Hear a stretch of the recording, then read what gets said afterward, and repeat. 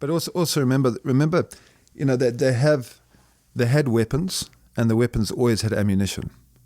And a big thing in a lot of these countries where there's an uprising, if you like, there'll be a lot of weapons, but there won't be a lot of ammunition. Oh, I didn't know this. Well, the ammunition's far more difficult to acquire than the weapon is. Yeah, you only need one weapon. You need as many rounds as you need to do the fighting. Absolutely. So if you don't have ammunition, you've got a club. That's really all you've got, is a big stick. This is the Vance Crow Podcast. Welcome back to the podcast. I'm glad you're here. Each week I sit down with an expert to chat with them about their expertise. How did they gain the knowledge that they have? And what are they doing and putting out into the world that the rest of us might be interested in learning about? This week, my interview was a little bit slower paced than the last few weeks have been, but it is no less spellbinding or intellectually stimulating. I sat down with a man named Lawrence Mattock, who was born and lived in Rhodesia, which later became Zimbabwe. Lawrence and I sit down and have a wide-ranging conversation about what it was like to be born in a country that was in the midst of a civil war, and what happens if, after you become an adult and you've been putting on years and years of work, suddenly your currency becomes devalued and the inflation rate goes through the roof to astronomical proportions. What is that like? How does your country respond? One of the things that you will notice in this interview is while Lawrence is talking about really traumatic things for a country or any individual within a country to experience, you'll notice he has phrases like, "there's always a silver lining." And I think that is one of the most compelling parts about Lawrence. He has an upbeat and positive outlook on the world that I didn't expect from somebody that had experienced so much in a part of the world that has really gone through a lot of tumult. So I'm going to let this interview ride because I think you will find it fascinating. One of the things that he's going to talk about in the end is a company that he has started, and we end up calling it by a bunch of different names. It is a very interesting product, and I can tell you as a person that lived in sub-Saharan Africa for a short time, what Lawrence has created is nothing short of astounding. And as soon as he explained it, I was like, oh my gosh, why didn't somebody else think of this years and years and years ago? So I hope you stick around all the way through to the end of the interview, because what Lawrence is putting together, I think, has the potential to really be a big positive impact on sub-Saharan Africa. So buckle in and enjoy the interview. Lawrence Mattock, welcome to the podcast. Good. Thank you, Vance. Good to be here. So you are the first real deep accent that I've had on the podcast. Everybody else has been hardcore Midwesterners and one dairy farmer from the West Coast. You're clearly not from St. Louis. Where are you from? Where are you coming in from? Born and raised in a southern African country called Zimbabwe, which was called Rhodesia up until April 1980. When Zimbabwe gained the independence and it became Zimbabwe. So I'm a Zimbabwean, as with my family. My family and I are all from Zimbabwe. And as total candor, your son just proposed to one of my closest friends, Valerie Bays. Indeed. And she said you were in town just for a couple more days. Yep. And that you and I could have a fantastic conversation if we found time to do it, which is why I invited you here on the podcast. Absolutely. Yeah, very fortunate. My son's found a wonderful young woman to marry, and yeah, wonderful. And I don't know if you know this, but her father has actually been on the podcast. He's a detective here in St. Louis. Yes, indeed. I had heard that. He must have had some very interesting things to say. Yeah, it was shocking, actually. That was the first time when I was like, I am going to be doing some things that are a little uncomfortable here, because he talked about crazy stories. Yeah, so I'm sure. You are in for a wonderful family, and I'm glad you two are coming together. Yeah, absolutely. I hope we see some of each other, because it's a long way away, obviously. So, what do you do in South Africa and in Zimbabwe? I have a hospitality background, so I spent 30 odd years in hotels. Right from low-end one-star hotels all the way up to top-end leading hotels of the world, and relais chateau, small leading hotels. And these are people going on safari, or they're for Africans, or? Well, both in terms of the safari experience, and also for businesses and city hotels where it's mainly a business type of clientele. But yeah, so fairly well-rounded in terms of tourism and in terms of business travel from the hospitality side. So and were you born in Africa? I was born in Zimbabwe. Okay. Yeah. So I've known Zimbabwe all my life. Schooling, after schooling, military for a 3-year period, and then hospitality. What brought your family to Zimbabwe of all places? My mother is South African, and her grandfather came to South Africa in the 1800s from Scotland. So they settled in Natal, and from Natal they then moved up through the country of South Africa. My mother then moved to Rhodesia, what was then Rhodesia, to be with her sister and her mother in her early 30s, and met my father, who had come to Tanzania from the Second World War. He was in Lancaster Bombers. He then in the Air Force. He then moved to Tanzania on the coffee projects, and then from Tanzania he then moved, or Tanganyika, which then became Tanzania. He then moved down to Rhodesia and met my mother, and then they got married, etc. And what kind of work were they doing? My mother was in secretarial work, and my father was a fitter and turner. So when I heard that you were available to do the podcast and that you had been in the military in Zimbabwe, I went to look this up, and this is one of those experiences where I'm a little bit embarrassed of my knowledge of history, because I had literally no idea at all about how the Cold War had played out in Zimbabwe, Rhodesia, and really like just how much of a changeover or a flip that happened in that area. So, but you were in the military as much of this was going on. Is that correct? Yeah. Rhodesia, which is what it was when we were fighting the war. There were obviously various sides involved in the war, but I was a Rhodesian who was born and raised in Rhodesia, and as a result, you would get your call-up papers. You were is that a draft? Yeah, you were drafted when you were 18. So doing your national service or being drafted was compulsory. But it was also something that most people were very happy to do, because whether you were on the right side or the wrong side, whatever your political beliefs were, you had a fairly large number of people that supported what you were doing. So when I was 17, I didn't get my draft papers or my call-up papers. I then volunteered and joined the army. And did a period in the army, which was actually incredibly interesting. I was in the army until independence, which was in April 1980, and we then. What were you doing in the army? I was a paratrooper. I was in a battalion called Rhodesian Light Infantry, and we did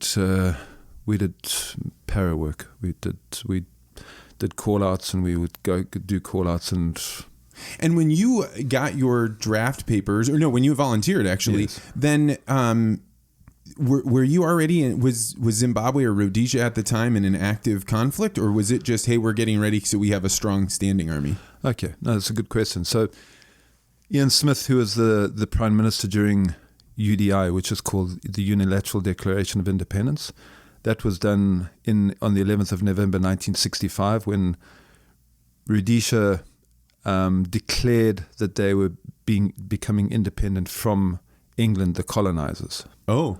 So England obviously was not too happy with this state of affairs, and It was abrupt? Was it a... It was a declaration. So Rhodesia declared that they were now no longer going to be under the power of Britain.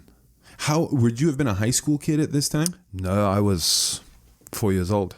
Oh, really? Okay, so pretty young. Yeah. And so you've pretty much only known life as an independent nation from Great Britain. From England, yes. Okay. Indeed. My father, however, is English, or was English. He's passed now.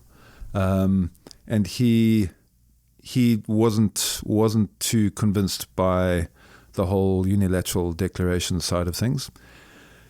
And in fact, when a couple of years later, he then went back to England. I stayed behind with my mother, who had South African heritage, and I stayed behind with her, and he went back to the UK. So we grew up under Rhodesian rule. So 1967, I think the first attacks were made against Rhodesians by the insurgents, by the people coming in who opposed Ian Smith from inside the country. Well, they had based themselves outside and inside the country. So their training, etc., was done outside the country and in neighboring countries, Zambia, Mozambique, etc. But they would then come in and they would then strike targets within the country and then flee back to the countries that they were based in. Would this have been like terrorist attacks like you see on TV now? Yeah. Or? We have to be careful about, in terms of politics, in terms of what we call them, whether they're terrorist attacks or freedom fighters or. Interesting. I guess I just meant the tactic. Yeah. It was one of surprise. It was through terror. Yeah, that would be correct. So it was terror in that sense of the word. So that they would come and they would largely attack farms, farmhouses, homesteads, and drive people out of their homesteads. On farms. So taking over land then? Well, the idea wasn't to take over the land at that stage. It was more to inflict terror so people would leave. But yes, obviously the ultimate goal was to attain land, attain the country, etc., from there. But, and this is how the world was as you were growing up. You're going to grade school and into high school and you're hearing about these things go on? Oh, sure. And 70, 80 kilometers from where you live. So it wasn't far away. So 80 kilometers, just to put that in kind of imperial measurements, 45, 50 miles from where you lived, yeah. So yes, you grew up with it. The Rhodesians did an incredible job with keeping the war separate from civilian life. They were very clever with that. Remember in those days you didn't have internet and smartphones and computers and the rest of it. So, unlike today where news would get around so much faster, people relied on listening to it on the radio or for a broadcast to come up on television after 5 o'clock in the afternoon, because that's when our television came on. In the late 60s and 70s, television would start at 5 o'clock in the afternoon. Oh wow! So you would wait until that news came by, unless of course you had someone who was directly involved or had been shot or had been affected in the particular contact in any way, and then obviously you would know a lot earlier. But otherwise, the Rhodesian propaganda machine, if you like, for want of a better description, was incredibly effective in keeping the population relatively calm through what was going on. And certainly as you got older and as you were then personally involved, you saw a lot more of it because you were involved in it. But your family and friends at home in the city never really kind of assimilated what was happening outside of the city or in the country. So this actually explains, when I was doing a little research on this, I watched some BBC reports on the day after Mugabe was voted into power. Yes. And there were people in the city that they were interviewing to say, what do you think of this? And I was shocked because on the one hand, you were describing a whole lot of conflict and war, and then in the city, people were just walking around like they were going to work. And so I actually wondered about that, like how serious could the fighting have been if these people were like this? But you're saying there were groups of people saying, let's actively try and make it so people live normal lives away from the conflict. Absolutely. That what one has to think about through this, and unless you're directly involved, it's very difficult to kind of get a bearing on what was going on. So you had a situation for 16 years where Rhodesia was under sanctions, worldwide sanctions.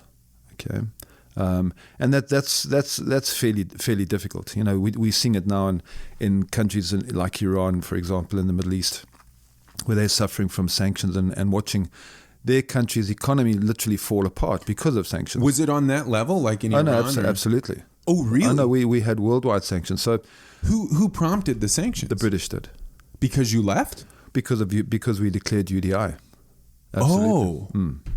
So because we declared UDI, England obviously then went to the United Nations and stated their case, and that Rhodesia had gone out on a limb on their own, and had basically had said to the UK that they wanted nothing more to do with them in terms of a governance scenario. So yes, the United Nations then supported the UK, obviously because the UK was a extremely large player in the world, as it still is, and obviously supported Britain and declared sanctions on Rhodesia, on this little country called Rhodesia. So then what happened, and getting back to the point of people leading a normal life in town, etc. We then had to come up with ways of manufacturing everything, and getting things smuggled into the country by friendly players that were involved as well. And obviously, we would pay top dollar for them, but we'd be able to get them. So we would make, talk about biodegradable fuel, we would make a good percentage of our fuel from sugarcane. So it was all biofuel from sugarcane. Really? Absolutely. For gasoline cars? Yeah. Okay. Yeah. So you'd make all the petrol would be a blend. So you'd get a small amount of fuel being imported into the country from South Africa, generally, and you'd then blend it with the ethanol that was produced from the sugarcane, and you had this blended fuel, and you literally ran the country's fuel needs from cane. Having this level of joint sacrifice or trying to figure it out had to have a galvanizing effect on the people population. Yeah. So the people, you find that, and I'm not talking about a specific color now. I'm talking about the people of the country. Yes, there were definitely people who were more decided to move the country to majority rule, and for all of that to happen, including 90% of the whites. But it was the timing that was the majority of the discussion, was how long the timing should take. And it's like any of us. When we decide we want something, we don't want to wait for it to happen. We want it to happen now. And I think that's pretty much a human condition. I don't think that's unique to specific people. And so you had black political activists who obviously wanted control of their country sooner rather than later. And then you had the white government who said no, later is better than sooner. And it's really that's the area that the disagreement was on. And obviously, because UDI was declared, Britain had a lot softer ear for the black political activists. Because the people that were in power were the ones that had declared that they wanted independence. 100%. Wow, yeah. That is more complicated than I thought. And then you have, not only do you have Rhodesia versus the world, then you have portions of Rhodesia against other portions of Rhodesia. People trying to vie for power there. Yes. Yeah. Wow. And that's when you came of age. Well, that's towards the late 70s is when I came of age. So I was only involved in the war scenario from 1978 until 1980, because that's the age that I was at. Were they were under sanctions for 15 years? 16 years. 16 years. Mm. That must have just been a really desolate place to live. Not at all. Not at all. Because what the Rhodesians then did is they then made and copied everything that you could buy outside of the country. So let's just talk about groceries, because that's always the one that affects everybody immediately. Right. We grew wheat and we grew maize. We grew soya beans. We grew everything. So you had good agriculture already there. At one stage, we were known as the bread basket of Africa. I had no idea. Absolutely, huge supply into Africa from our agricultural side.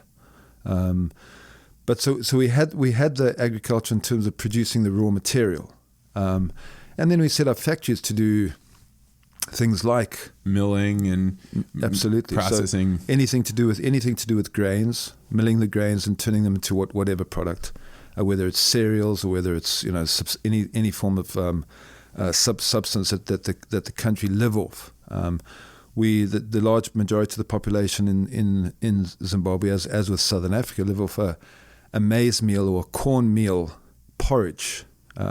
Like a thick porridge that they eat with hands. So we call it sadza in South Africa. They call it pap. I think they call it ugali in Kenya. There we go, ugali. Yeah. In fact, that's exactly right. And they that maize meal they then have with a relish. And that relish depends or varies on the area of the country that they live in or the area of the continent they live in. So we would produce all of that. We'd produce our own clothing because we grew cotton. So we'd set up our own mills. We produced our own shoes. We produced the thing we didn't produce was cars, but we then set up an assembly plant for cars, where we would have friendlier nations who kind of sanctions bust, if you like. They would send in kits of cars through South Africa or through Mozambique, and then we would assemble them. So we became self-sufficient. Wow! So with the only thing that sanctions really did was got everyone motivated to do it themselves instead of waiting for someone to do it. Which for would them. have been a good thing for a developing country, and it was. I mean, Rhodesia under wartime. Let's put the financial side out of this for now. But in terms of the war being on us and sanctions being on us, it only prompted us to do all of these things ourselves. So when Rhodesia was handed over in 1980 to the winners of this conflict, Rhodesia or Zimbabwe was a self-sufficient country. It had an infrastructure and schooling, hospitals through the country, second to none in Africa. Really? Second to none. And electrification was ubiquitous? Absolutely, because we put up a huge hydroelectric power plant called Kariba, which is on the northern side of the country. So that was one of the biggest steps. It wasn't planned to be the only step.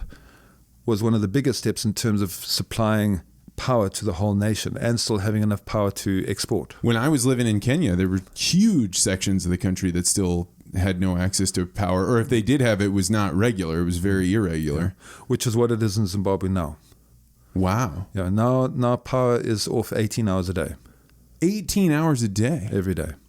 So people are running, when is the power on, those 6 hours? Normally from midnight until early hours of the morning. Oh, when there's very low demand.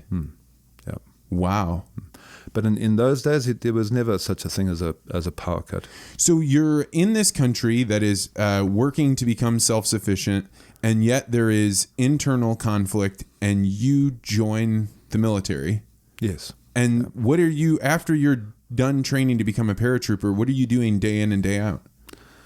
You mean whilst in the force? Yes, that's right. Well, we operated a thing called Fire Force, and so what would happen is we would be at a joint operational command, which was joint being Air Force and Army, and we would get one of the other units would have an observation point on a hill in the middle of the bush somewhere, and they would be looking at normal activity of villagers, and when they saw the activity change, they would then monitor the change and why the change of activity had taken place, and if it was seen to be the opposition or the enemy's activity, they would then radio Fire Force, and we would come in by helicopters, we'd circle them, and we'd sweep through the lines that we had seen them. So you're in real electric live situations. Oh, sure.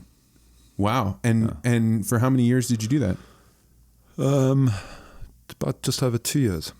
And how did it come to conclusion? What was the end? When did you stop? The war ended. And so I guess maybe the better question is, how did the war build up and reach a climax? What happened was obviously a solution to the Rhodesian situation was top of many governments' agenda. And the reason being is because obviously there were a lot of British citizens who still lived in Rhodesia.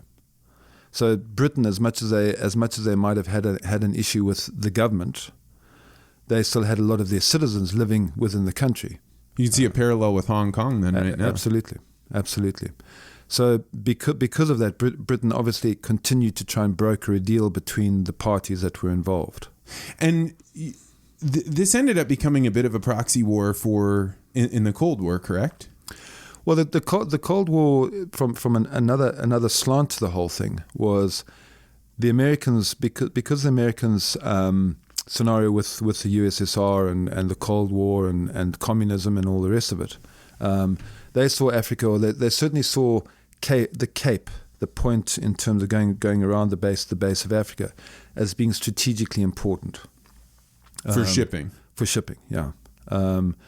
And therefore didn't want to see the Chinese and the Russians spreading their influence and their power through to the whole of Africa. Rhodesia was in a war anyway because of independence, and during that Cold War period, the American government would certainly influenced movement of equipment and funds, etc., through South Africa into Rhodesia. Not always at the South African government's pleasure. The South African government obviously had their hands full with their own issues, but certainly Rhodesia took advantage of everything they possibly could in terms of whatever they could acquire through a border. They'd take it, because like anyone going through a war costs a lot of money. And so yes, they would accept South Africa's kindness, in inverted commas, whether it originally came from America or came from South Africa themselves or wherever, would take the kindness with open hands, because it was so important. And so, but I guess I don't have a great way to ask the question of, you were describing for me before about how the forces of the Cold War kind of impacted this area. Well, just in terms of the war happening and the war continuing, it can only continue as long as there's money. And so when the Cold War finished, basically the tap that was supplying the money was turned off. And whether that was America's instruction or South Africa's instruction or a combination of the two, whatever the case may be, we'll probably never know. Interesting. We'll probably never know the true details of what transpired, because I think they were fairly complex, and I think there were many governments had to be what's the word I'm looking for? Had to be appeased in the whole situation. So I think it was a fairly difficult thing. That they went through. The Rhodesian government went through many peace talks in inverted commas. Some initiated by themselves, some were initiated by the English, some were initiated by the South Africans. And who were they brokering peace between? Between the three factions. So you had ZAPU, who were based in Zambia. They were basically under Kenneth Kaunda. And I'm being very basic, and I'm taking kind of towards the last section. Because I know none of this. So then there was Zanla or ZANU, who were initially being led by a gentleman by the name of Ndabaningi Sithole, and then later on by Robert Mugabe. So they were based themselves in Mozambique towards the second half of the war, and Joshua Nkomo and his Zipro were based in Zambia. So we were getting tackled from both of those fronts, so from the north and from the east. Wow. There were far less coming in from the west, which is where Botswana is, and very few coming in from South Africa. So if they wanted to come through the bottom half of Mozambique, through the eastern side of South Africa, then through into the southeastern border of Rhodesia, of Zimbabwe, then they'd have to come through South Africa, excuse me. But mainly they would come in from Mozambique straight into Rhodesia. And are these different groups, are they coordinating, are they working together, or they have their own agenda and they are fighting each other as well? Fundamentally, they had their own agenda, but when one would identify themselves to another one, that there wouldn't be infighting from there. So now and again, you'd come across a scenario where you had Zanla freedom fighters and Zipra freedom fighters.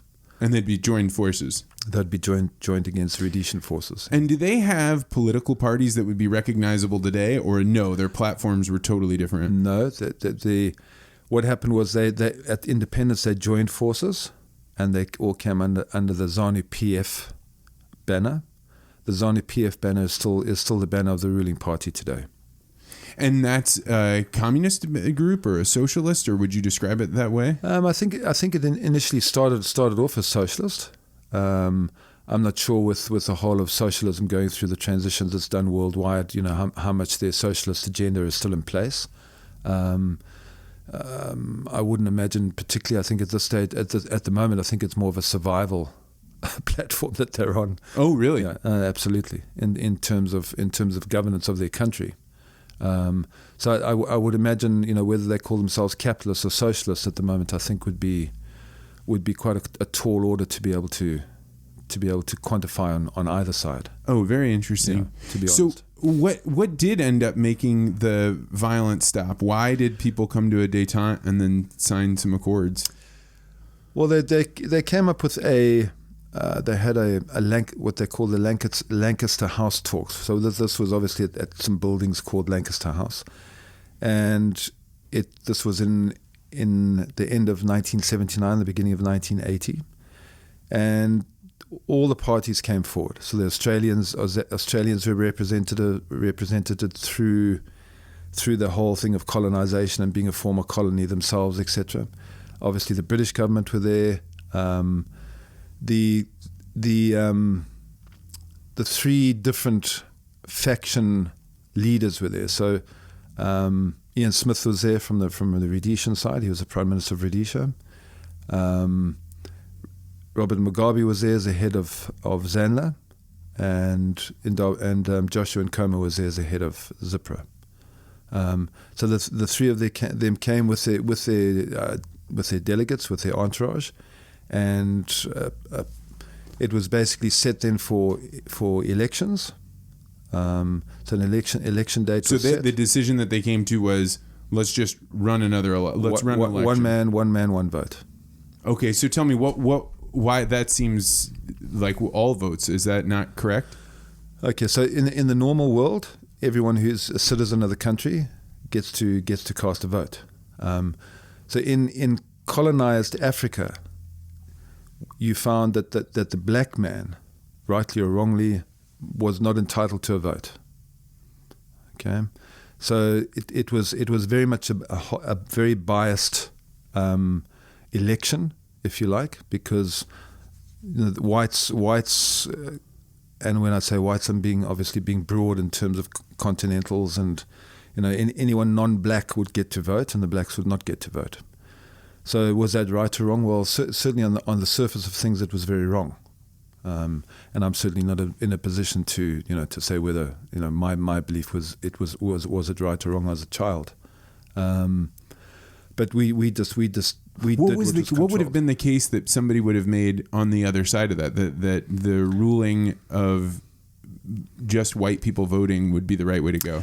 I think that the thinking behind it was that, and you see it in countries where there's a large peasant population, where if you don't believe that the people have the ability to think of who they would like as a leader, because their livelihood just doesn't revolve around leadership or who should be in a leadership position, then one kind of comprehends the whole scenario of let the educated, in inverted commas, the educated people vote, because they'll make the right choice rather than people who actually don't have a clue about who should be in power and who shouldn't be in power and what they'll bring with them if they do get in power.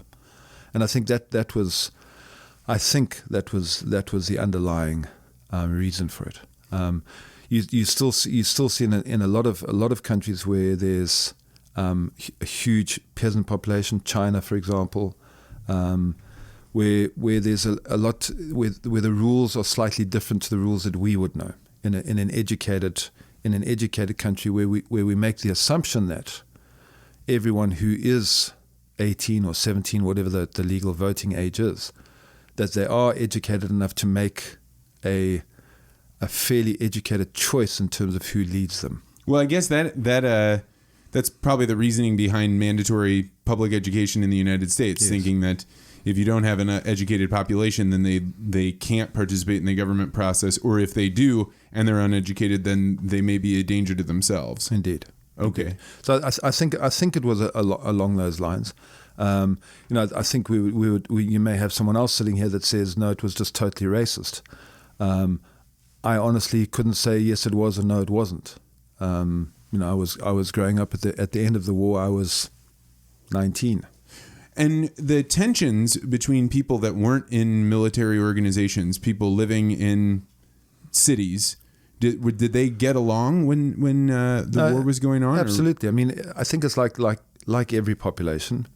The majority of people get on really well, but you then have those small percentage of people who will either create issues for the sake of creating them, or seeing something from another perspective that they then are trying to get other people to buy into, and that they would then saying, I think if I said cause trouble would be wrong, but certainly want their voices to be heard. Certainly what I've found in my travels through Africa is that the Zimbabwean, the ethnic Zimbabwean person is the most wonderful, absolutely wonderful person there is on the planet. They are hospitable, friendly, want to help you wherever they can, not afraid of work. They're great people. So was there a sense of unity within the country in terms of the different races? Absolutely there was. But I'm talking about normal people of all ethnic backgrounds. Yeah, that weren't in the struggle to say we want change or we absolutely yeah, that's right. Okay, interesting. Yeah. And so once the accords are signed and then they decide one person, one vote, then they have a vote. Was that a surprising outcome that Robert Mugabe, who's now a pretty infamous figure in the Western world, absolutely, was it surprising that he came to power? Well, no, I don't think it was. I think the surprise was that we were all people within the cities were all reassured that things would carry on as normal. So when Mugabe came in, there was panic, and when I say panic, there wasn't everyone fleeing for the border that the same day, but certainly there was an exodus of white or skilled personnel, because not too long before, in 1972, I think, if my memory is correct, when Samora Machel gained power in Mozambique, when he got rid of the Mozambicans, he was a lot more harsh on the Portuguese nationals in terms of acquiring possessions, acquiring land, etc., etc. And I think that the whites in Rhodesia, to become Zimbabwe, were wondering if the same fate would be coming their way, looking across the border at Mozambique. So that was a worry, and yes, there were a lot of people that then did leave the country. And when I say people, I mean people of all sorts of ethnic backgrounds. Not just whites fleeing because they were wondering now what this new black president or prime minister was going to do, but just worried about the unknown. And once he did come to power, Mugabe, I know of this name because it's spoken with, he's probably put in the same category as somebody from North Korea or the Shah of Iran or something like that. But I know very, very little about him. What did he do once he came to power? Well, Mugabe, and in truth, and this must never be questioned, Mugabe himself was an incredibly intelligent person. But he had also signed over a constitution at Lancaster House that protected the infrastructure for the first 20 years. So everything that was in place remained in place for 20 years. So what happened was, and correctly, and this was certainly a feather in everyone's cap. Prior to independence, the Rhodesian dollar didn't have any value in the world market because of sanctions. Okay, so as soon as sanctions was declared against Rhodesia, and as soon as Rhodesia had its own currency because it could no longer have the pound, the Rhodesian currency was declared worthless on the international market. So when independence was achieved, the currency was still worthless on the international market because it couldn't just suddenly appear on the international market and not have value, right? Correct, and not have value. So we went through a process called the Economic Structural Adjustment Program, which was a program set in place to float the Zimbabwean dollar and see where it would float. So it was getting the Zimbabwean economy and the GDP and everything to such a state as to when we did release the Zimbabwean dollar onto the international market, it would have some value attached to it. And the money that you had in your bank account when you were a soldier, it had some amount of value, right? It could go buy goods and services. Oh, sure.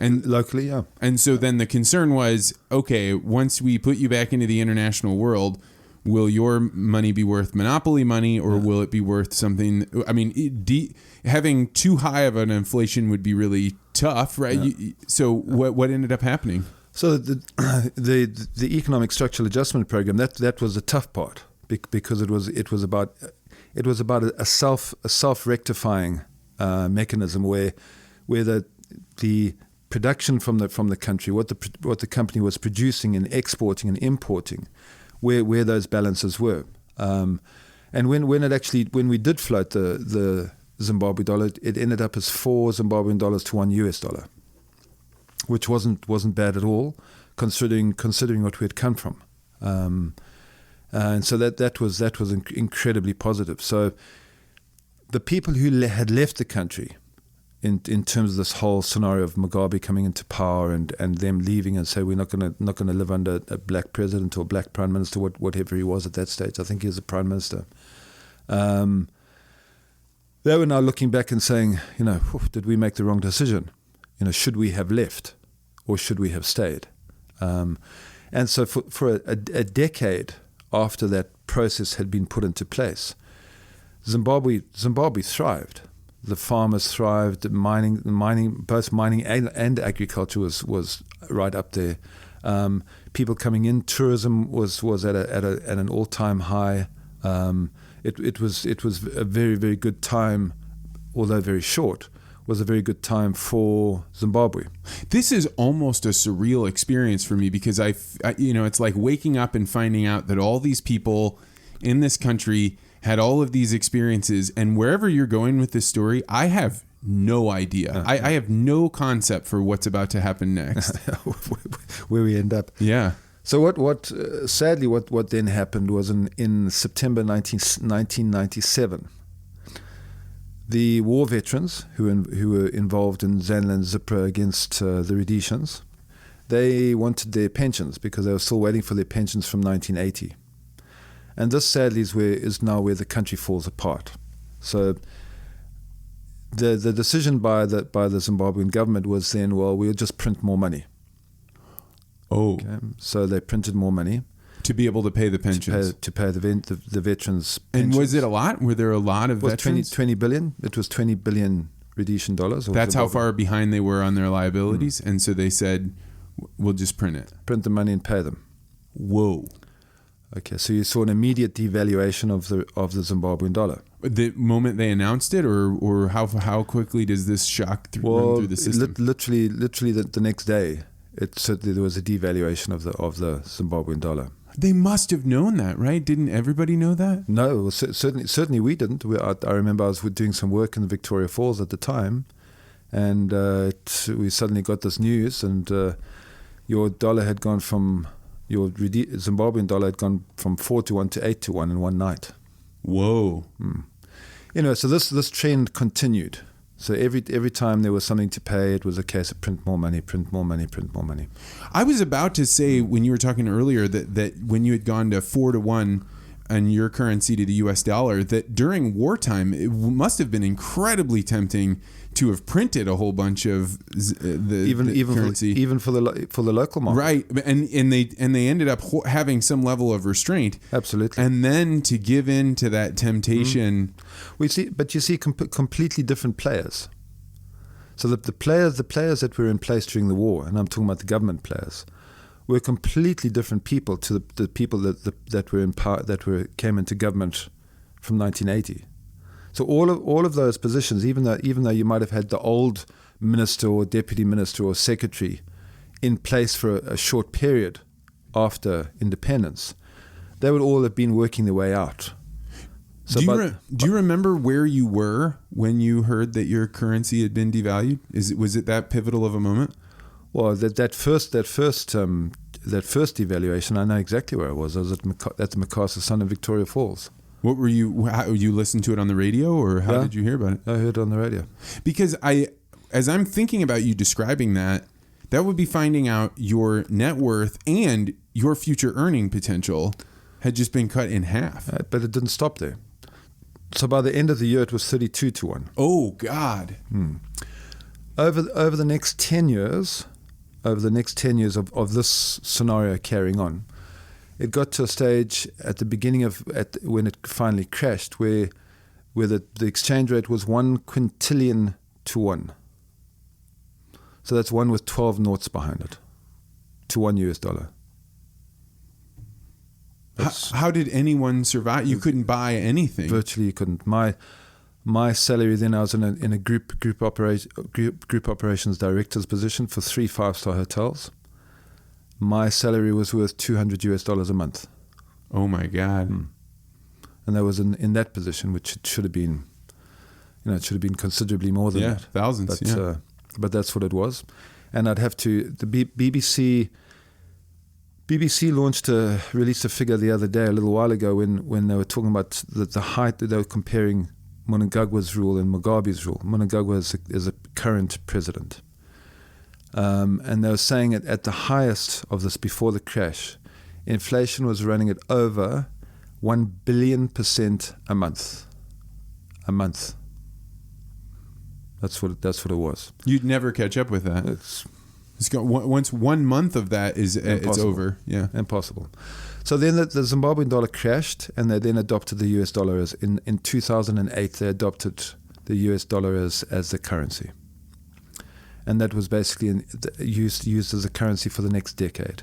Did that mean that basically everyone said we're starting over? Correct. I mean, because you would have no savings, your banks would have no. Banks were leveled anyway. Yeah, they couldn't have been trading anything. Was zero anyway. Were there banks there at all? Yeah, absolutely.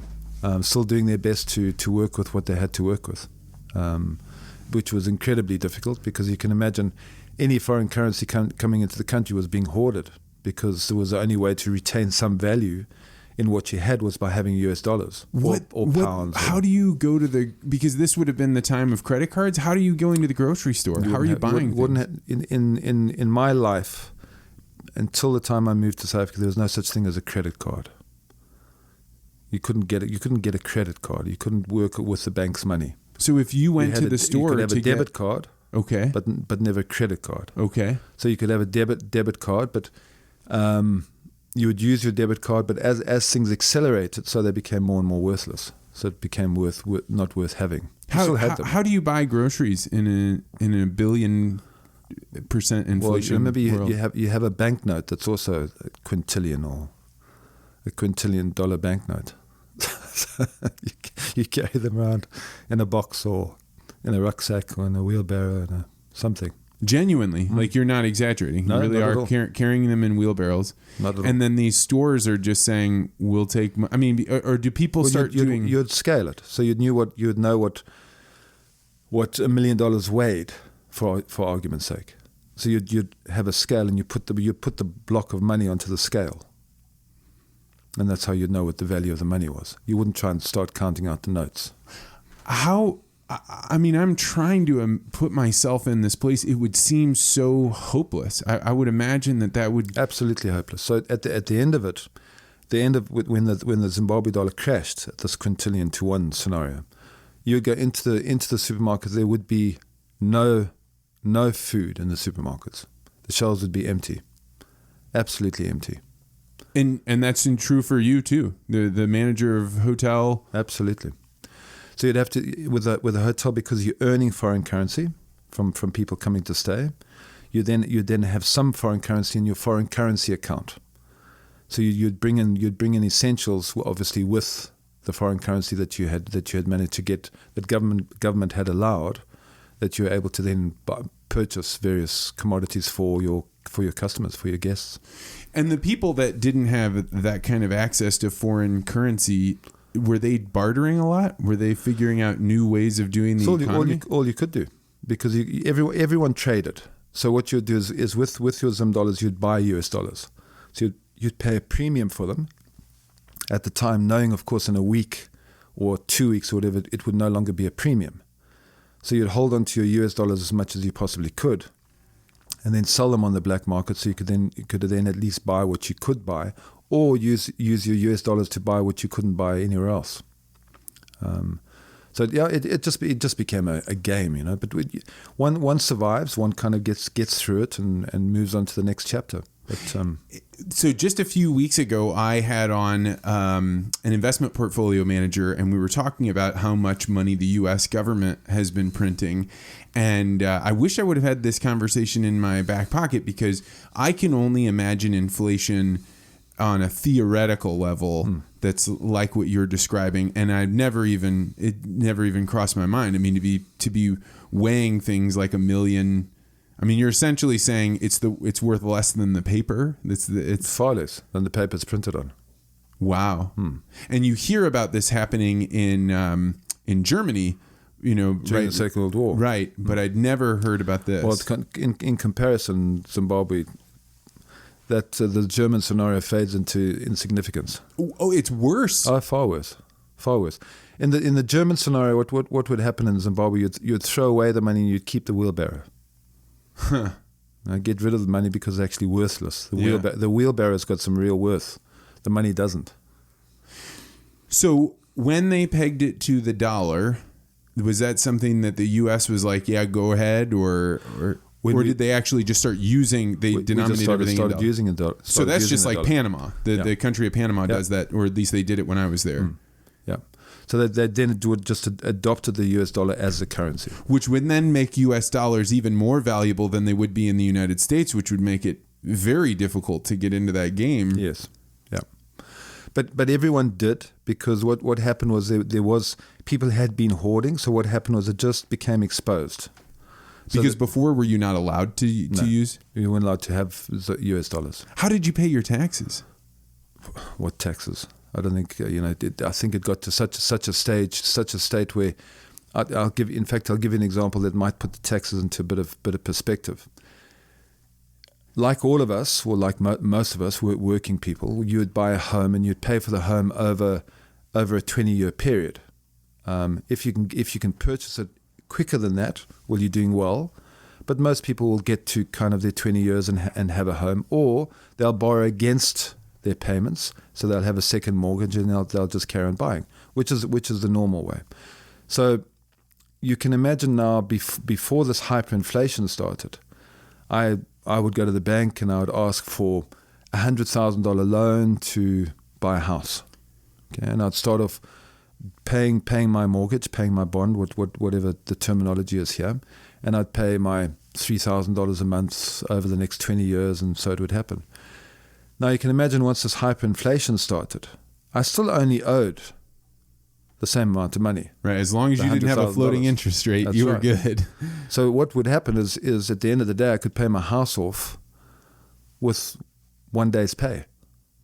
Whoa. Because it was still only worth $100,000. So all the people holding debt were screwed. Absolutely. Yeah. Because wow. So you can just imagine. They couldn't increase the price of the house. The house was sold at that amount of money. You already signed it. So as long as you didn't have a variable floating interest rate, wow. Yeah. So that would have meant the transfer of a huge amount of property for next to nothing. Wow. So who would have been buying that up? Obviously the banks would have been. Right. The banks would have been buying up a lot of property, knowing that their money's the safest their money is going to be is in land, because you can't move it and you can't inflate it. Exactly, land and bricks and mortar. So that's what people who could afford it. That's what they did. Does this leave scars on you? I mean, as far as the way you think about money or the way you think about stability, because how could you ever trust a paper bill again? It's got to look very different to you. I think what it does do, it certainly makes you look at things in more detail before you get involved in them, because you certainly have those scars. You certainly have learned a lot of lessons, and you've certainly learned not to trust what's given to you on face value, and to look deeper before you make any form of commitment or any form of decision in your life. Certainly that happens. Certainly that happens. Is the U.S. Dollar still used in Zimbabwe? Absolutely, yeah. And that is their currency then? No, the currency now is back to the Zimbabwean bond note. So that's what they've reintroduced, which is right. I think what Mnangagwa, the current president, is trying to do is form a mini ESAP where he's tightening all the apron strings, tightening all the belts, and trying to get very close to the spending, while at the same time try and offer incentives to the farmers, to the miners, et cetera, on what they're able to bring back in. And whatever they're able to bring back in, make sure that they're looked after in terms of a foreign currency amount and being able to expatriate that foreign currency amount. So yes, I actually, as much as of negative press that Mnangagwa was getting, because he is like anyone who would be in his situation would be, I actually think that he is doing his very best to sort out 40 years of issues as quickly as he can, and I think he's been in power a year now. I don't think it's much longer than that. And in that year's a very, very short time to untangle all of these issues. But I do believe that he is doing his best. We don't have to stay on this topic the whole time, no. But I am interested in this. As I'm hearing you talk about, 30 years or 40 years of really difficult times, a huge percentage of that with wild inflation. Yes. How did Mugabe stay in power all that time? I said earlier that Mugabe was a very intelligent man, mm-hmm. which he is, and Mugabe surrounded himself with people who had taken advantage of the system as much as he had.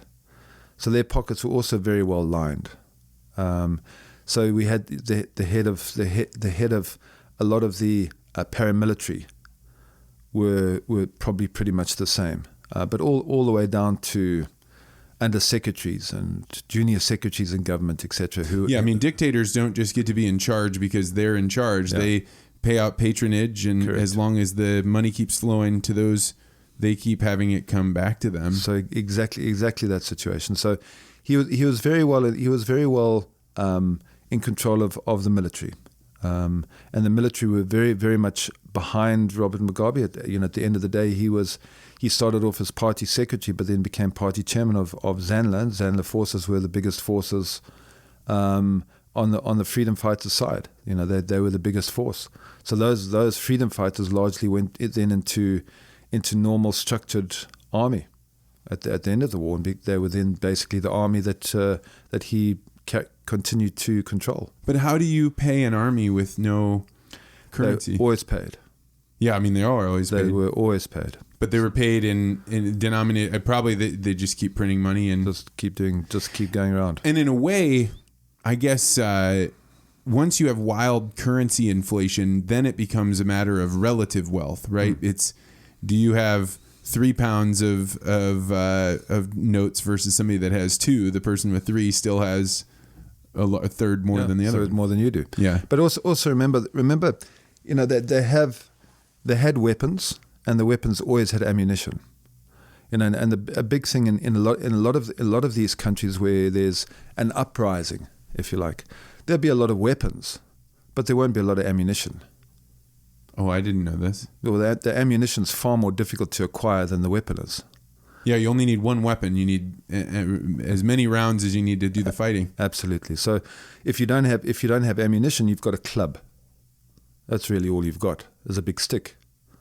So although you may find that people who now are trying to revolutionize, whether it was Zimbabwe in those days or whether it's another country in the world, if they're revolutionizing people, so they're now arming the peasants, there's got to be continuation to it, because otherwise the army will then just eradicate whoever comes up against them. And so that was exactly the same in Zimbabwe. The army always had ammunition. It never crossed my mind that if you had a scenario of inflation, as long as you control the army and keep them going, that's what you've done. You've effectively created a situation where the mountain is too slippery for anybody else to get up. To climb up. Yeah. So it didn't matter if there were pockets here and pockets there, because they would just be squashed. And as this is all going on, did you have the ability to move from Zimbabwe to other places? I mean, you've built an international career. Yeah. So I got married to my wife, and we had 2 children, Alex, who you know, and Alex has a sister who's 16 months older than him. And we looked at what was in front of us. We looked at where I was in my career, looked at where my wife was in her career, and we decided that as long as the education system in Zimbabwe, which has always been exceptionally high, as long as that was working for our children, we would stay where we are, and we would endure what was in front of us, which is what we did. And our children subsequently finished very well at school. Mm-hmm. Those self-same schools today are still running exceptionally well. What do you attribute that to? Well, the educational system and people who have a belief in teaching and in terms of passing on the correct skills for children in their lives going forward, so that we have we learn the English. We're under the English system of schooling, so we do O levels and A levels, and then those are exams to tell you which direction you should go in. So we don't do SATs, for example. Mm-hmm. But to get into university here, as you well know, you write your SATs, and depending on your result, you're either accepted or not accepted. Whereas there, what happens, you write your A-level examinations. So you'd have 4 different subjects, or 3 or 2 or 6, whatever you believe that you were good enough to write, and you then wrote your exams, and they'd then be sent to the UK to be marked, and then come back to you.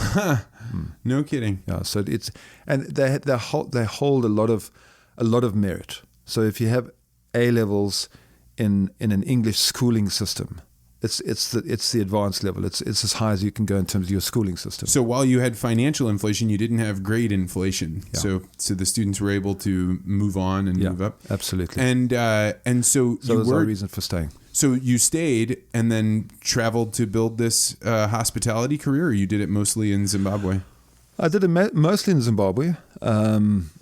However, once 2007 came along, and I could no longer afford to work, because savings had obviously gone into children's schooling and all the things that needed to be done. I then left formal employment, and I started teaching. I started consulting in different countries, in South Africa, for example, and in Ethiopia, in Tanzania, in Kenya, various countries, in Botswana, Namibia,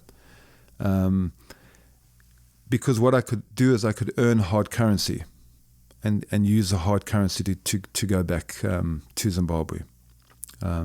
Zimbabwe, by that stage, in terms of the hospitality side of things, was hitting rock bottom. Because not a lot of people wanting to visit with Mugabe because of what was happening in the country. So in terms of staying in Zimbabwe, it would be fine in my position, but my position would be less and less viable in terms of what I was controlling. Right. The general managers would be far easier for them just to run their units. They really wouldn't need me in place, and on top of that. So it was a case of getting out and consulting. And now you have this kind of Pan-African career. You live part of your time in South Africa, is that right? I lived most of my time in South Africa. So what I did with there's always a silver lining. And Vance, what I did was through all of these travels, I started observing the poor people in each of these countries. And I visited Eritrea. I did some work in Djibouti. I visited southern Sudan, northern Somalia, the southern part of the DRC, Lubumbashi. These are pretty rough areas. Tough areas. Yeah. And a lot of malnourished people. And through all of this, I started pondering what would be a way of delivering to people a highly nutritious meal that had a shelf life where you didn't need to have a refrigerator. You were able to consume it without having to have a stove or a microwave or a gas top but you could just have a pot of boiling water on top of a fire, or just eat it as it was. So I had these thoughts going through my head in terms of how do I develop a product. I spent from the age of 15. I did my chef's City and Guilds chef's diploma. I'm a qualified baker in Really? hotels. Absolutely. So bakery patisserie was a kitchen craft that I had in hospitality. And I thought with these skills that I have and with the people that I've seen and with the background that I have, I must be able to come up with something. And it was in my head for a long time, and it was in my head for selfish reasons, in as much as I wanted to make sure I could patent the product before I exposed the product. Obviously, with an insight that I was obviously out there to make a little bit of money for myself as well. Hey, I'm a total believer in capitalism. That's how you make better ideas, right? So once my children had both been through university and both completed university, I then thought it was time to expose this and get a patent on it. So South Africa would be the most natural place to do it, because South Africa has the highest disposable income of any African country in Africa. And it's especially that the province that I moved to, which is called Gauteng, and the two major cities in that province are Johannesburg and Pretoria. Mm-hmm. Johannesburg, I think, is probably more well known than Pretoria is, but Pretoria is one of the capitals of South Africa, along with Cape Town. But Johannesburg's the biggest city, and also has the most wealth. So I exposed my product to a couple of guys, friends of mine, who are also ex-Zimbabwean. One had become a patent lawyer, and the other one had become a fairly successful businessman. And they felt that the product was worth investigating and worth pursuing. So to that end, we developed a product that we called, in South Africa, we called a sadza stick or a pup stick, or in Kenya it would be called I don't know. What's the name for maize meal? Mahindi choma. So that's more. The ugali is so what you're talking about. Would be an ugali stick. Ugali, yeah. So what it is we cook corn into stiff porridge, which is. But just to clarify, when people in the U.S. cornmeal is something that's very rare. People don't have it very often anymore. It's the maize in Africa it's really kind of hard, and then you have to boil it and then add. Okay. All right. So what happens in Africa, in 90% of Africa that eat maize or eat corn, is the maize is harvested, and it's dried. I guess the only thing I'm trying to describe, because people won't know, is that in the U.S. when you eat corn, you eat sweet corn, whereas in Africa you're eating it's corn, but it's different. It's a grain. It's almost like eating eating rice. Like eating rice. Yes. That's right. Yes. So what we do with this maize, with this corn, is we mill it. So we mill it down so it's like a powder, but it's a white powder, because 90% of the maize that we grow is white maize. The indigenous population does not like eating yellow maize; they like eating white maize. So we when it's dry, it becomes a grain, as you correctly say, and we then mill the grain like you can mill rice, or you can flour, millet, any of those things. We mill them. Wheat is probably the easiest example here, because milled corn looks very much like flour. Mm-hmm. With that milled corn, we then cook it on the stove with water and a little bit of salt, and we cook it into a stiff porridge. Okay, that product is then called sadza or called pap, and that's then eaten with your hands, and you eat it. You take it in your hand, and you then put some relish on it, and you'd eat the relish and the maize meal together.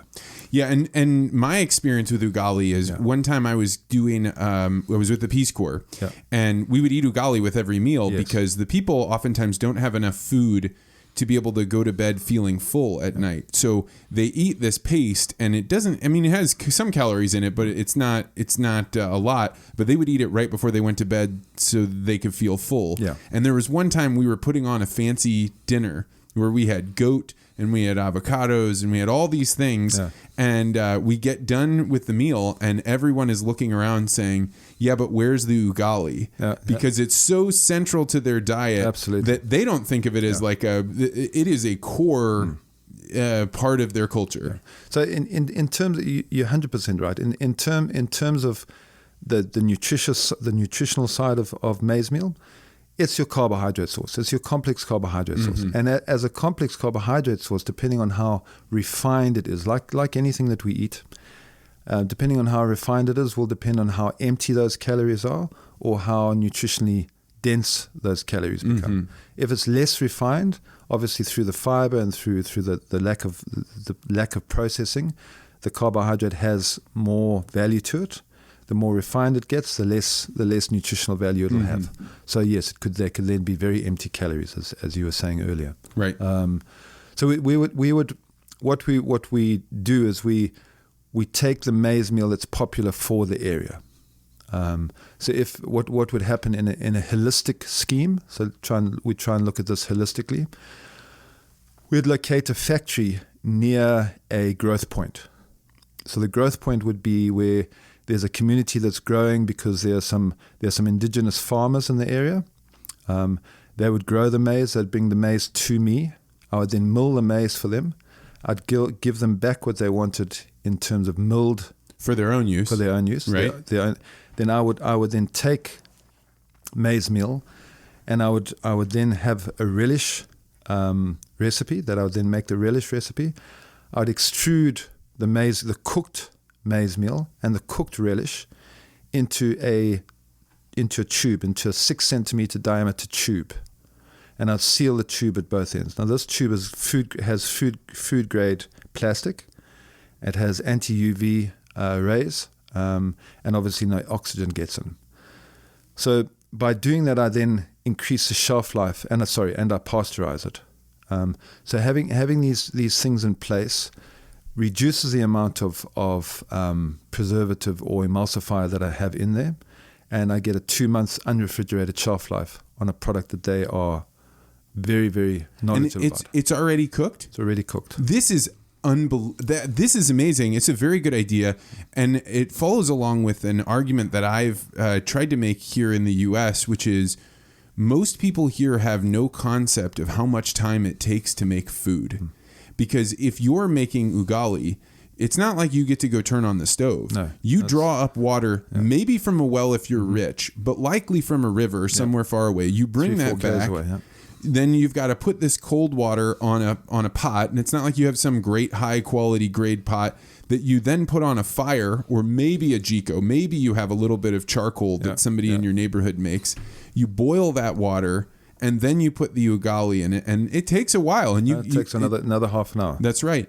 And then that's only your carbohydrate, right? If you've got beans, you've got to sit there and pick them. Any form of relish. You've now got to start processing the vegetables, cooking the vegetables, giving the vegetables a little bit of taste, so getting a chili, processing the chili, putting a bit of chili in with a tomato and onion, for example. And you get no benefit of, I'm going to open up the refrigerator because I cut up too much onion yesterday. None of it's there. There's no fridge there. If you've spent the day working, which I was in an unusual, I stayed with a Kenyan family for about 10 weeks before I moved out into the countryside.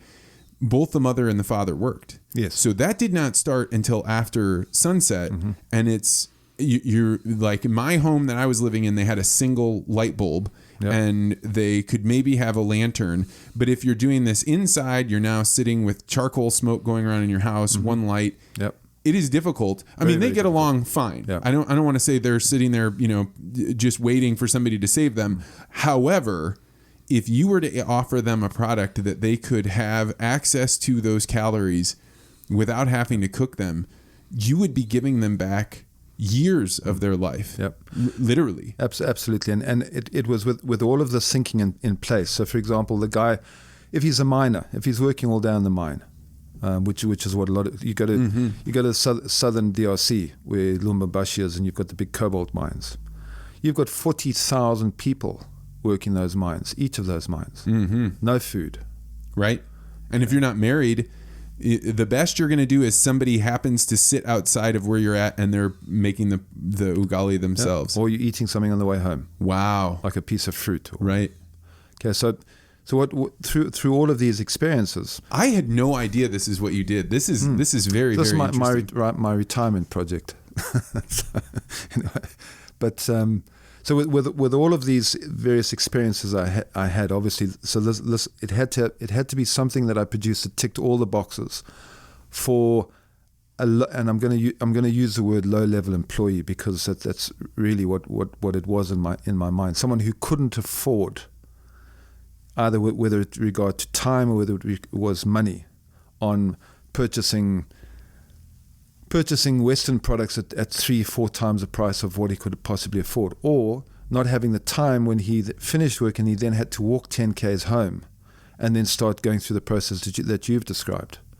So there's that section to it. There's the other section to it where you now have people who have lost everything, as we see in Africa many times, and they don't have any food, and for them to get a meal. And there's nobody coming to save them. There's nobody that's just going to drop in enough food for them to live on. Absolutely. And when you do get feeding programs, what generally happens, and I am generalizing here, I'm sure there's some that have been modernized slightly, but what happens is sacks of maize meal will be delivered to a school or a clinic, and 20 kgs of tomatoes and 20 kgs of onions and 5 kgs of garlic and whatever else they can kind of get together. And then what happens is the parents will then try and cook this maize meal into the product we spoke about on a fire in a big pot, or on a gas burner in a big pot, and some of the other mothers will be now cutting up onions and tomatoes and the rest of it, rape, etc. And the unfortunate side with all of that, you can imagine how much pilferage there is because people just don't have. So right. Sacks of maize meal will be disappearing. When you cook maize meal, because it's such a stiff product to cook, you get a lot of crustacean at the bottom, a lot of burning at the bottom. So you end up throwing probably about 20% of what you're cooking, you throw 20% away. And if you're a Peace Corps volunteer, it's about 50% because you don't have any idea what you're doing. Exactly. So I burn that stuff onto the pan and all the time. You then can't get rid of it. So now when it cools down, you then chip it out and you throw away this crust. You are describing a lot of my time. And it happens. It happens. I thought it was just me. No, it happens with everybody. Because they don't have stainless steel. They don't have Pam. Aluminum. They don't. They maybe have butter every once in a while. Blue Band is what they had in Kenya. Okay.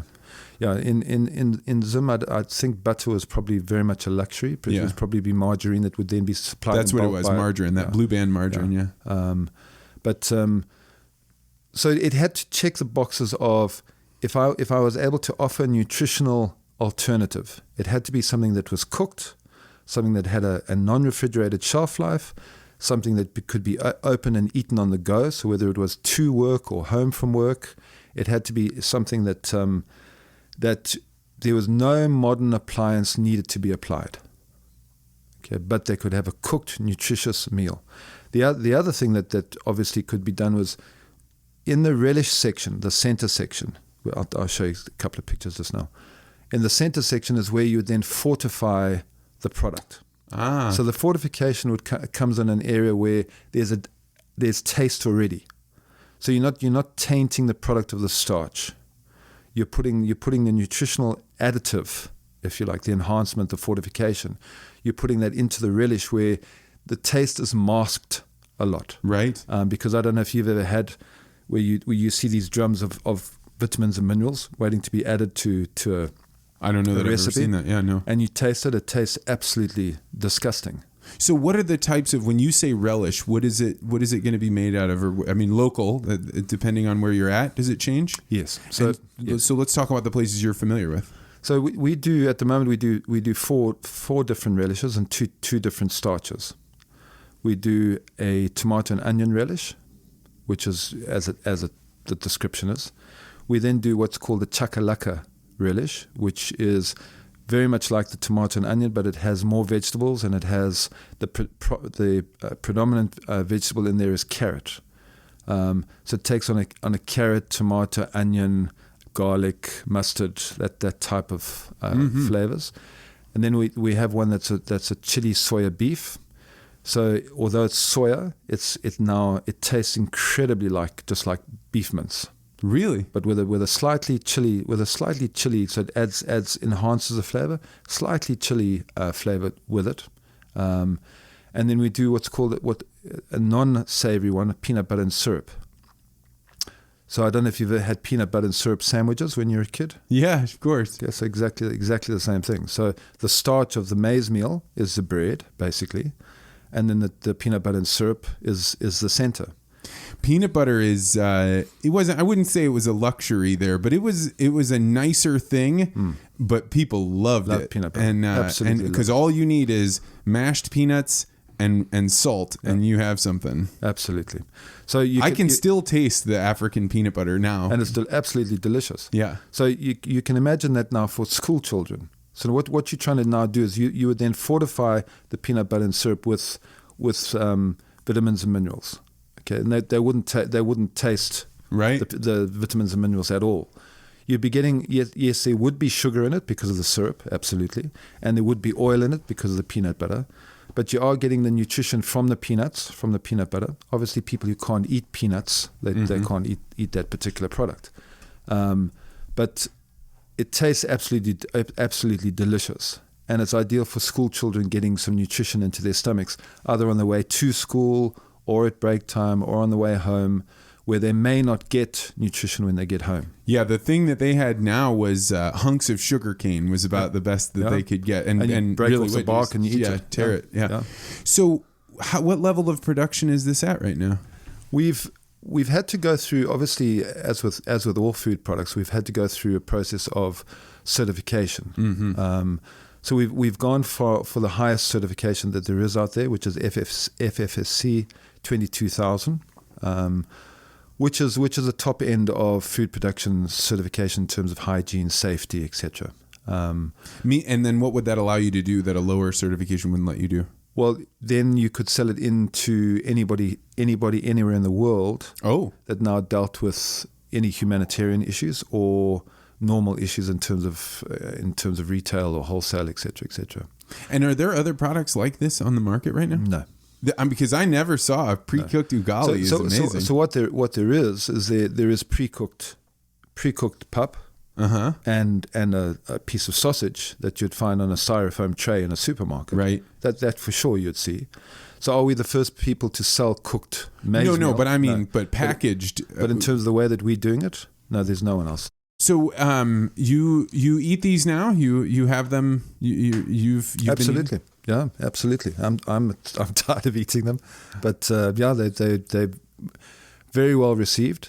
The couple of positive things are first of all, anyone who's tasted them, bar saying it could have more salt or less salt, which I think is everyone's preference. Right. But bar that, everyone has been incredibly excited about them. And everyone looking at it from a business perspective have just said, how do we get involved? So how long until you get the certification you need, and then we can? Well, 30th of August was the first audit by the auditors for the FSSC certification. Yep. So they have a follow-up audit in a month, end of September. And then that certification will be done. Obviously, if everything going well, which it should do, there's no reason it shouldn't. It's the documentation is always the difficult step. Fortunately, the factory's fine. The factory's passed. It's just making sure the documentation is where it should be, and then it's ready to launch into every construction site, every mine, every feeding scheme. And how quickly can you get to that scale? I mean, you're talking even one mine with 40,000 people would be an unimaginable amount of... You see, the natural thing that would happen there is if for example, let's use an easy example for this. If we had World Food Program, who said, listen, we like the product, we need 50,000 of these sticks a day. Okay. Well, obviously we couldn't produce 50,000 sticks a day. We could probably produce 500,000 a month. What we would then do to raise finance to expand the factory would then be a simple process. We know how to put the factory together, and to raising the finance on the back of an order like a World Food Program, for example, would be a fairly simple thing to do to expand the factory. So very, very quickly you'd come up to that specification, even if you couldn't initially. Right. So within a month you could certainly be providing them 2/3, and within a quarter you'd be able to provide them and another customer, for example. And you have an imagination that this will be scaled to a lot of locations, because that way people can bring their own maize and then figure out the relish for the right area. Indeed. That's for the indigenous. Absolutely, that's exactly correct. So instead of producing a product in Johannesburg and putting it on trucks and sending it to two different locations, it makes far more sense putting factories in those locations. So you'd set up factories, hopefully where there's a more holistic solution. So you'd put it, as mentioned before, in a growth point area, where you then bring the factory in. We put it into stainless steel containers, or containers that have been fitted out with stainless steel walls and floors and ceiling, etc. And then you would have the one area at the beginning of the production cycle that would be where your mill is. So you'd take in stock from the local farmers. You then add value to it in the factory by putting it into these tubes, and then you'd sell it to the community on the other side. So you'd be able, or sell it to neighboring growth centers or neighboring towns, etc. So that way you'd be incorporating all facets of the community. So the farmer would be involved, employment would be involved, sales would be involved. You'd have different people having different businesses. I mean, this is why capitalism is what it is, right? It's not just the person that came up with the idea that gets a benefit. If you start selling something people want, it just grows and grows and grows. Absolutely. The number of people that can benefit and be in a better position because of it. Yeah. So that's what we're doing. But yeah, like anything, it's been a long road. One never expected it to take as long as it has, because it's the R&D. How long have you been working on this? About 2 years. Wow. But our R&D is a something. How do you measure it? You've got to carry on going till it's right. Yeah, that's right. Initially, I did this in with mechanical gears, which would be the most commonsensical way of doing it. But as the maize meal cools and it stiffens, to get it through the tubes is very, very difficult. So we all we did was destroy. I mean, it would be like trying to get wet sand to move through a tube. Like concrete. I hadn't even thought about that. That is an engineering challenge. So did you have engineers that you worked with to do this, or was it you? Oh, no, we did for sure. But initially we had 45-degree turns in the stainless steel tubing, because that's how you kind of buy the tubes and then you fit them together, and because you're obviously trying to do this as much standardized as you can. Absolutely, because you don't have this never-ending budget. And at 45, all we did, the sprockets were just sharing teeth. Literally, it was that bad. So we took the angles, as many of the angles out as we could. So we reduced the 45-degree angles to more like 30-degree angles. So just it extended it slightly, but it was just the angles were softer. And then in the bottom of the pots that fed the pipe at the bottom. Sorry, this might not sound too clear, but fed the pipe at the bottom. We put if you have a funnel and there's a cone at the bottom we put a cone in there, so it wasn't a flat surface. Mm-hmm. We put a cone down to try and angle the. Anyway, all of these things worked, and we changed it from a mechanical system to a pneumatic system. That's why when you heard the factory working, all you could hear was the clipping machine. Yes. You could hear no other noise in the background. So with a pneumatic system, all basically working on air, the pistons that are pushing the two ingredients down, the relish and the starch, that are pushing them down, are now working on air pressure through the softer bends, which then alleviated the problem. But a long process. There's not something that happens in 5 minutes for sure. And is this your first like full business started from the ground on your own? Absolutely. Wow. Yeah. I mean, because it was a product that was in my head. The machine, the product, the specifications, all the things that it had to achieve have been in my head for all of these years. Wow. So it was me regurgitating this and getting other people to try and see what I'm seeing. And you also expect that everyone is going to see the product the way you see it the first time, which of course doesn't happen. So you come up with hurdles that you never thought that you'd come up with. But it's worth it, and everyone kind of learns. Well, I guarantee you, if you run into a Peace Corps volunteer that has ever lived in Kenya or Tanzania or Uganda, they would all agree with me that this is a very interesting and exciting idea, because they could all see it. If you've lived in the countryside, I mean, I am stunned at how great.